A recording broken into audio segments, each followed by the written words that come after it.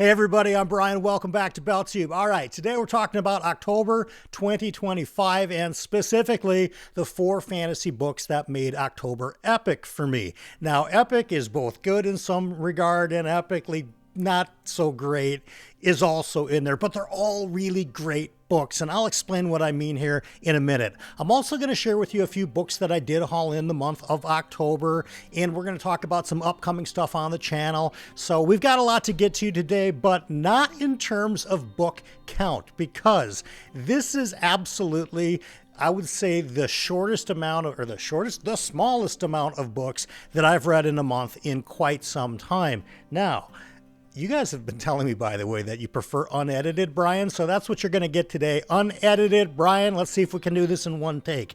The first book that I read, it's not even a full book, and I didn't even read all of it, but it's something that's excellent, and I want to share it with you. It's called The Ladies of Grace Do by author Suzannah Clarke, and this is a collection of short stories, and if you know me at all, you know I'm a huge fan of atmospheric ambient writing, and in my estimation, nobody does it better than Suzannah Clarke. Now, this book is a collection of short stories, but here's the cool part. It's all set in the world of Jonathan Strange and Mr. Norrell. So if you've read that book and you just love the ambiance, you gotta check out these short stories. I've only read the first one, and the first one is actually called The Ladies of Grace Do. It's really good. And our titular character from Jonathan Strange also shows up in this book. So if it's been a while since you've read her, if it's been a while since you read that huge chonker of a book that is Jonathan Strange and Mr. Norrell, and you want a little bit of a taste back into that universe, this is what you got to get. And the first one, I mean, look at my bookmark. It's barely even in there, and that's the whole first short story. I want to say it's like 35, 38 pages, something like that. Wide margins. You will go through it really quickly, but it does bring your mind space back to that fantastical feeling of the Strange and Norrell universe. That was the first thing that I read, and I did that because I had just come off a Jenny Wirtz book, and I wanted something just really short to read, and I figured a short story written by a very talented author would do the trick, and I was right. Now, let's talk about the second book that I read, because I did a video a couple of weeks ago, and it was called Books to Not Read When You're Feeling Depressed.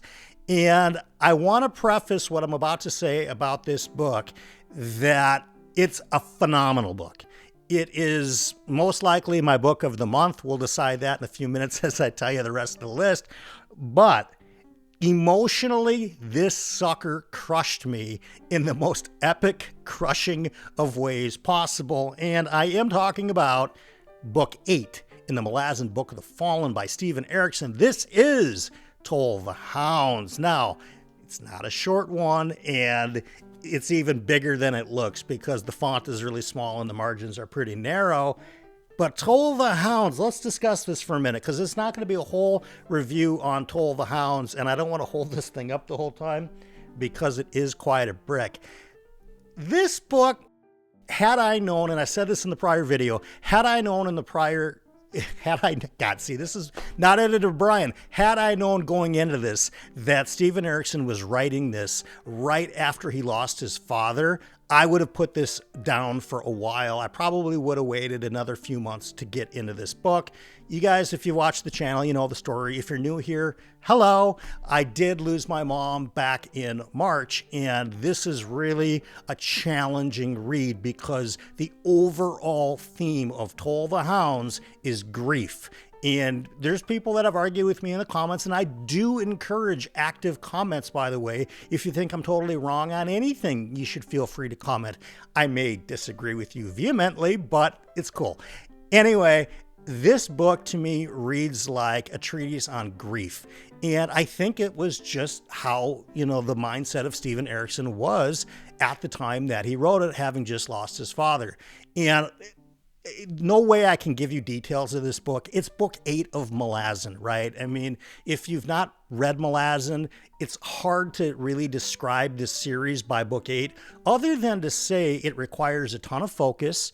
It is overestimated how difficult the series is. So if you're thinking about reading Malazan and you've never read Gardens of the Moon and it seems intimidating, or you've heard that it's really difficult, throw all that away. All it requires is you to spend a little bit more time per page reading than normal fantasy books, or what we've become accustomed to as normal fantasy or science fiction books, because I actually think Stephen Erickson could write both. And in some regard, there are some science fiction styles that go on in Malazan, and maybe I'll make a different video talking about different sci-fi elements that I see within the Malazan Book of the Fallen, at least the first 8 that I've read. All of that being said, this is a fantastic book. There is literally something going on in every single paragraph of this book. And there's 400,000 words in Toll the Hounds. That means there's a lot of events happening. Now, are some of them good? Sure. Are most of them maybe not so great? Definitely. And I find that Toll the Hounds, and I suspect when I finish The Crippled God, which is going to be in February, just a few months down the road, I suspect when I finish this, I will understand the importance of Toll the Hounds a little bit more than I do right now, having not read the, books 9 and books 10, because every good story, and especially a sweeping epic story, has to have ups and downs. It's the roller coasters of emotions. It's the kind of the roller coaster of action and just where the story is at. And I have a suspicion that Toll the Hounds really kind of hangs out in that bottom area of that roller coaster, or whatever you want to call it, where we are really deep in our feels. And a lot of the things that we enjoy about the series don't work out the way that we hope they would, because it's just really different than other fantasy series, where at some point in most series, something really great's going to happen to our main character, or in this case, our main characters, because there's a ton of them in Malazan. In this book, it's quite a bit different. There's just kind of one thing after another that happens to the entire cast that you will walk away from this book feeling it. There's a visceral feeling, at least for me, of hollowness. That's probably the best word I could describe for my experience with Toll the Hounds. It left me feeling hollow in the way that it's supposed to. So again, it's not a bad book. It's a fantastically excellent book. It's intended to make you feel hollow, because that's how Stephen Erickson was probably feeling at the time.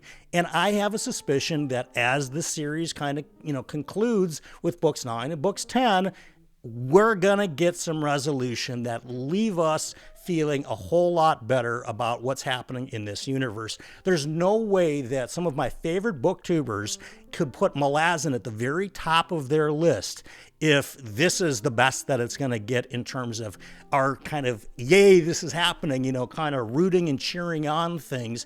If this was it, there's no way it would be in people's top 10 at all. So, well, maybe for writing style, but maybe not for the kind of visceral feelings that the book elicits from us. Anyway, Toll the Hounds. It took me 3 weeks to read this book. That is why there's only 4 books, actually kind of 3 1/3 books on this list, is because, yeah, this thing took a while to read. And I didn't want to speed read it. I wanted to give it the same attention that I've given all the other prior 7 Malazan books. It's just that this one was tricky, because I am going through grief, the author's going through grief, and the characters are absolutely going through grief. And it's a lot to pile on in a very epic way. Let's move on to the next book. Now, the next book I listened to on audio, but I did get an advanced reader copy, but I held off because I know the narrator is so great. I shouldn't even call him a narrator. He's a voice actor. He's a stage actor. He's a film actor. He's a Hollywood actor. He's a screenwriter. He's an author. What doesn't Jonathan McLean do? And in this one, he's actually partnered up with his writing partner for this series, Seth McDuffie, who, by the way, Seth, if you're watching, happy wedding, happy nuptials. I think you're on honeymoon right now in Japan. All right, enough of the backstage stuff. Let's talk about Meet Your Maker of a series. This is volume 2. And yeah, I listened to this on audio.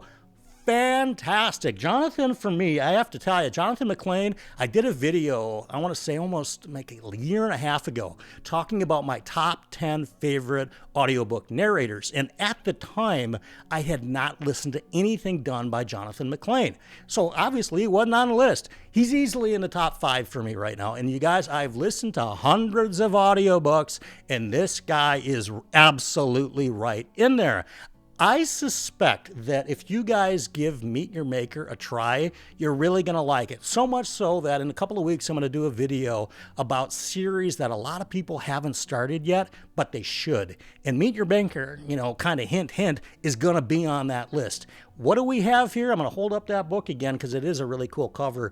We have a lit RPG, but it really does put the lit in lit RPG. This reads way more like a fantasy book than a typical lit RPG book. There are RPG elements, but of this entire book, they take up like maybe 3 pages total. It's enough to know that they're there. It's enough to know that's how the progression magic system works, but the story itself reads like kind of traditional or maybe more contemporary modern fantasy. We've got, and again, I'm not going to do a book review, but the premise is we have this guy who is a fantasy author, and he decides that after writing a number of books in this extended long series called Riftbreaker, he wants to give it up. And what does he do? He kills off his main character. That happens like right away in the first page of book 1, so I'm not spoiling anything. But then all of a sudden he finds himself and his personal assistant kind of vanished, isekai'd, if it will, kind of portaled into the world that he created, and he has to assume the role of the main character, who, coincidentally, he had just killed off. It is an incredibly cool concept. It takes things at a meta level that kind of knocks on the fourth wall sometimes, but doesn't directly break it down like a Deadpool kind of movie would, but just knocking enough to let you know that they know what you know, that they know that you know. You know what I mean? Anyway, Meet Your Maker. I had a blast with this book. Jonathan's voice performance is just stellar. The man does so many voices. It's absolutely incredible. I can't recommend this enough, especially for some of you guys that are thinking about lit RPG, and maybe you've already read Dungeon Crawler Carl, but you know, you want to find something that's not so heavy into the game mechanics of things and more about themes and story and character movement, character development, and character growth. I guess that's the same as character development. This is what you get when you come on to BellTube. Repetitive nonsense. All right, not this book. This book is excellent. Go check out Meet Your Maker 2, the 4th book that I read in the month, and we're going to get into some stuff. Oh, you know what I should probably do? I should probably say, if you like these kinds of curated lists, if you like the vibe of BellTube, please do me a favor and hit that thumbs up button. That is the like button. That lets YouTube know to show this video to other people who've never seen it before. And if you want to hang out even a little bit more, hit that subscribe button. Maybe I'll show up in your feed. Maybe I won't. With the algorithm, you have no idea, but it can't hurt. You can always unsubscribe later if you find me completely repulsive. Hey, it's happened before. All right, let's talk about the 4th book. And you know what I also like about this list, by the way, not to toot my own horn too much, but we've got 2 traditionally published books that we get with The Ladies of Grace Ado and Toll the Hounds and Malazan, and we have 2 independently published books, which we just talked about, Meet Your Maker, but now I got to talk about one of my favorite ongoing series that I'm reading, this J.C.M. Burns Hybrid Helix series. The book specifically is book 5, and it's called Eyes of Empire. I just finished, my voice is cracked. I just finished this one yesterday. I've said it before, you guys. It's superheroes in space. I'm taking a drink so we can do this right. It's superheroes in space. What else do you need to know? It's science fiction, but it's also kind of fantasy. It's sort of sci-fantasy, all blended together with a comic book sensibility. But don't let that fool you. There are incredibly deep themes in this book. But Joe Byrne, JCM Byrne, has a way of putting theme work in without being overly heavy-handed. It's not something that every author has in their wheelhouse. If they want to make a point, they do it in such a ham-fisted way that it takes away really from the story. Not here. Here, anything that you feel like J.C.M. Byrne is trying to say is kind of his worldview or the worldview that he's wanting to get at in here, it's all done in a way that makes sense for the story. It's not shoehorned in just because he wants to shoehorn it in. He doesn't do that at all. I can't really tell you a whole lot about this book because it's book 5, and for spoiler reasons, all I will say is if you've not started Hybrid Helix, go pick yourself up book 1. It's called Wistful Ascending. That's a really cool name, by the way, and it's a really cool book. I think you're going to enjoy it. We got a bunch of new characters in this book, and I love all of them. And that's another thing he's really excellent at, is putting in meaningful characters that add to the story and that you get emotionally connected with. There's not a bunch of throwaway characters. Not to, kind of say that that's true about Malazan, but honestly, if you open up one of the later Malazan books and you take a look at the Dramatis Persona page, it's not a page, it's 5 pages. There are thousands, it seems like, characters, and you're probably not going to remember all of them. With Hybrid Helix, it's a much tighter cast. It's a much more focused story about our protagonist, Rohan, and yeah, go get yourself Eyes of Empire, but first read the first 4 books because they are terrific. That was absolutely epic. I want to share with you guys now some books that I picked up in the month of October. Actually, I only picked up 1. I had 2 sent to me. We're going to talk about that, and then we're going to talk about some stuff coming up on the channel, and then, of course, I do have a one for the road for you today, the book that I picked up myself. Can you believe I haven't read this book yet? Unbelievable that you know what, I should probably show you the book. Okay. Children of Dune. I haven't read this book yet. I don't know why. Dune is an all-timer for me. I think maybe I haven't picked this up yet because Dune Messiah was a bit of a miss for me, but I think, and I said this at the time, if you want to rewind BellTube and go back into the old catalog and see when I talked about Dune Messiah, I said at the time, I feel like whatever is missing for me in Dune Messiah is likely to probably appear in Children of Dune. Will that be the case or not? I don't know. I'll let you know probably at the November recap, because I'm going to try to get this read in November. Another book that was sent to me, and I'm going to put the next 2 books in the description below, so if you want to check them out, you can. They're both independent books. This Daniel Meyer sent me a book, and this is called Credible Threats. I don't know a whole lot about it, but I want to thank Daniel for sending me this. I know that on the back it talks about a 16-year-old wizard going through stuff. Now, the reason I don't read you guys the back of the book is twofold. 1, I don't have my reading glasses on, so this looks like a big blurry block of text.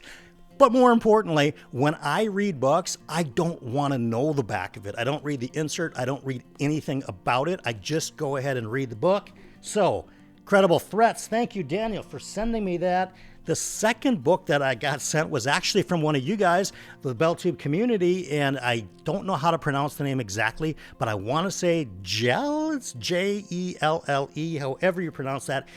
Has been talking about this book called Thraxis, Books 1 and 2 by Martin Scott, and this was written in the 90s, and they've been saying that this is something that might align with my tastes.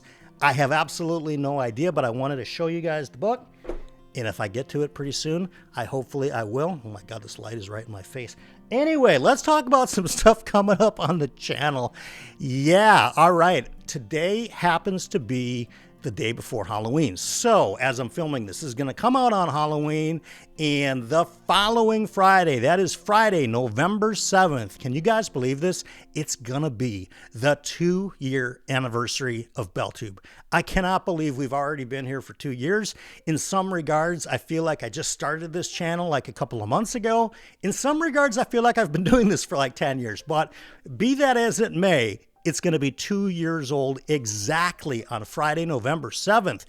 And I asked you guys to put up a community poll. I said, you guys want to do an Ask Me Anything where I just come on and we just kind of shoot the breeze with the chat? Or would you like me to bring in some special guests? Would you like me to put together a panel of booktubers that you may and probably have seen before on my channel? and we just have a big party and just a group discussion and chat gets involved and everything else. And that's what you guys voted for, and that's what we're going to do. I have a number of special guests lined up for it. The time is to be determined. It's probably going to be somewhere around 6:30 p.m. Central Time, which I guess is going to be Central Standard Time now because we're going off Daylight Savings Time. That doesn't matter. Anyway, that's what you get with an unedited video. What else I got coming up? Oh, the week after that, that's when I want to do the video that I shared with you about series that you probably haven't started yet, but you should.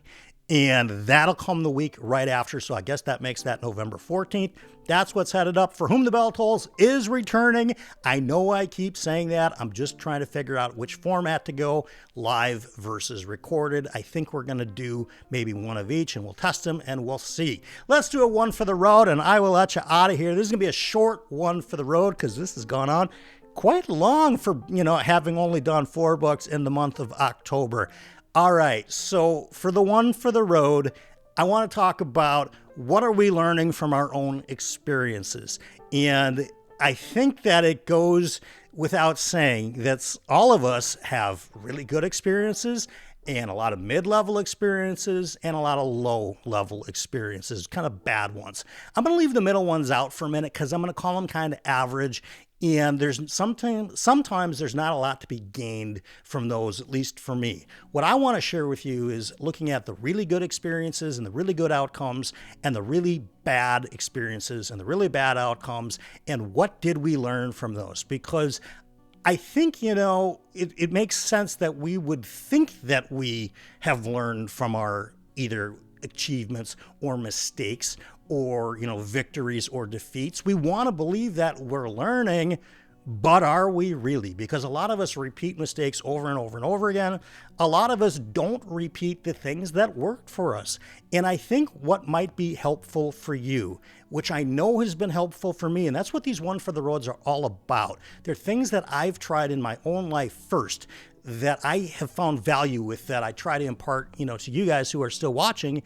And that is, notice what you've learned and write it down. So when you've got an achievement or something's gone great for you and you're really happy about it, ask yourself and write it down. What did I learn from this? And write something down so you can refer to it later. Same goes for when something just defeats you, when something flattens you to the ground and it was just like the worst outcome possible. You have to do it then too.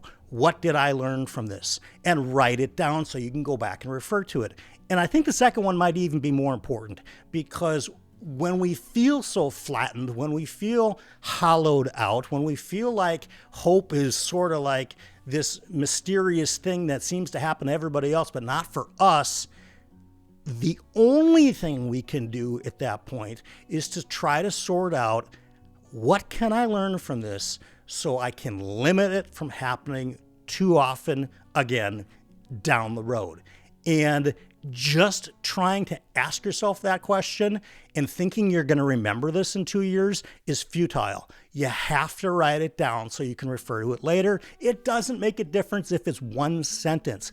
Your future self will thank you in both instances. In the instance of success, in the instances of, I'm not going to say failures, but let's just call it outcomes that you weren't hoping for. Your future self will thank you if you leave them a note from past you saying, hey, this is what we learned last time. Trust me on this one. It's an important one, even though it's a short one. I'm interested to know how your October was, you guys. Tell me about it. I want to thank the patrons, of course, of this channel as well. But leave a comment what you read in October. If there was something epic, if there was something outstanding, if something absolutely fell flat for you in October, I want to know about that too. Maybe you can give me a warning sign and I'll keep it off the TBR for a bit. Until then, you guys, that's what I've got for you. Stay positive. And of course, here's your fortune.